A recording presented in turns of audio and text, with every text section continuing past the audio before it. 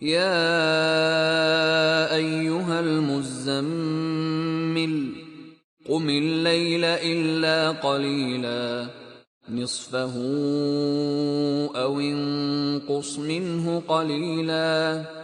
أو زد عليه ورتل القرآن ترتيلا إنا سنلقي عليك قولا ثقيلا إن ناشئة الليل هي أشد وطئا وأقوم قيلا إن لك في النهار سبحا طويلا واذكر اسم ربك وتبتل إليه تبتيلا رب المشرق والمغرب لا إله إلا هو فاتخذه وكيلا واصبر على ما يقولون واهجرهم هجرا جميلا وذرني والمكذبين أولي النعمة ومهلهم قليلا إن لدينا أنكالا وجحيما وطعاما ذا غصة وعذابا أليما يوم ترجف الأرض والجبال وكانت الجبال كثيبا مهيلا إنا أرسلنا إليكم رسولا شاهدا عليكم كما أرسلنا إلى فرعون رسولا فعصى فرعون الرسول فأخذناه أخذا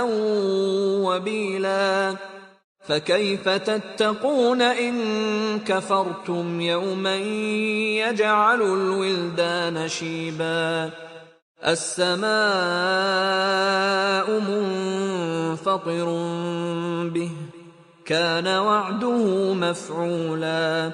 إن هذه تذكرة فمن شاء اتخذ إلى ربه سبيلا إن ربك يعلم أنك تقوم أدنى من ثلثي الليل ونصفه وثلثه وطائفة من الذين معك والله يقدر الليل والنهار علم أن لن تحصوه فتاب عليكم فاقرؤوا ما تيسر من القرآن علم أن سيكون منكم مرضى وآخرون يضربون في الأرض يبتغون من فضل الله وآخرون يقاتلون في سبيل الله فاقرؤوا ما تيسر منه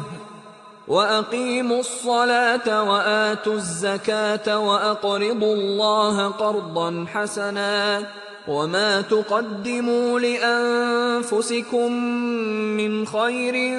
تجدوه عند الله هو خيرا